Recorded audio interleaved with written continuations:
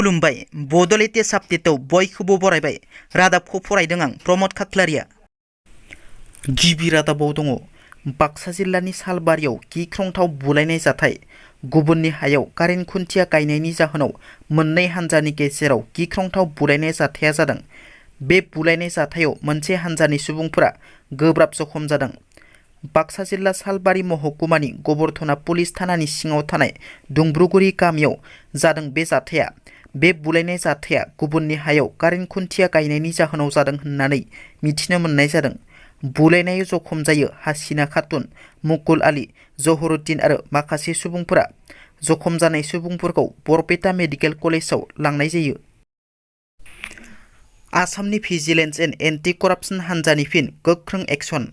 रां घुस लानायनि दायाव सासे लाटमन्डला हमजादों।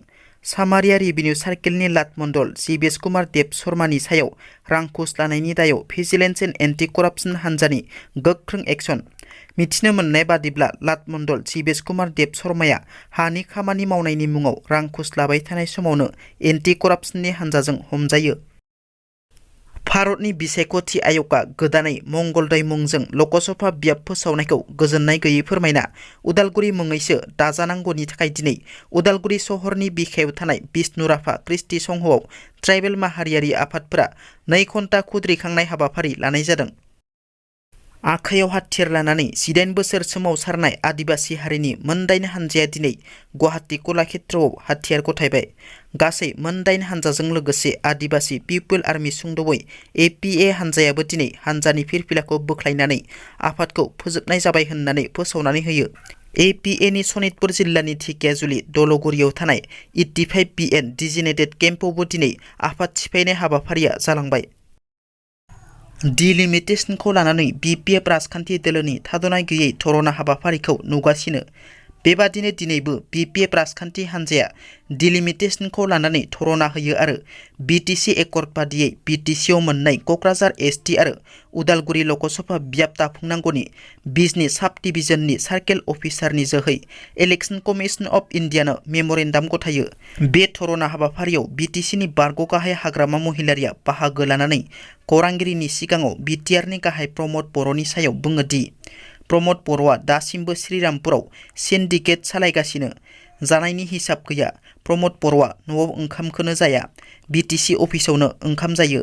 न'आव ओंखाम जाब्ला खरसा जायो। BTC अफिसाव जाब्ला BTCनि खरसा थांगोन। ना बेदर नाय बिथाङा सेप्ता मानसि। दासिमबो श्रीरामपुराव सिन्डिकेट सालायगासिनो जों मिन्थियो। अमा दाउनि सिन्डिकेट खालामगासिनो होनना हाग्रामा महिलारि बिथाङा बुंथियो। गसाइगावनि बाइ इलेक्शननि समाव गिबि मन्थ्रि डक्टर हिमन्त बिश्व शर्माया फोसावनाय बादियै BTRनि गसाइगाव, क'क्राझार आरो गुबुन गुबुन जायगाफोराव हारिजों हारि दाङाबाजि जाना न' बां सावजानाय आरो गोबां जेंनाजों भुगिनांनाय नखरफोरनो अनसुंथाइ होनाय जासिगोन होनना गिबि मन्थ्रि डक्टर हिमन्त बिश्व शर्माया बिबुंथिनि गेजेरजों बुंथिना होयो। बाक्सा जिल्लानि बगामातियाव मुगैथाव जाथाय। हिन्दु फोलेरनि सासे आइजोखौ गुबुन हारिनि सानै सेंग्राया जिनाहारि खालामनो नाजादोंमोन। जाथायखौ लानानै ओनसोल नाङै संखिखांनाय बिजाथाय। सुवाकपुरनि रायजोफोरा सासे लांसुनियाखौ हमनानै पुलिसनो गथायोब्लाबो गुबुन सासे लांसुनिया सेंग्राया खारखोमालाङो। खामानि होनायनि असिलायै सासे हाबा जाखानाय आइजोखौ लाना थांना हाग्रा गेजेराव जिनाहारि खालामनो नाजादोंमोन सानै लांसुनिया सेंग्राया। बे जाथायखौ लानानै ओनसोल नाङै संखिखांनाय थासारि सोमजिदों। दिनैनि रादाबा एसेनोसै। नोंथांमोना जुदि आंनि रादाबखौ खोनासंनानै मोजां मोनदोंब्ला अन्नानै लाइक, शेयार आरो साबस्क्राइब खालामनो दाबाव। गोजोन्थों।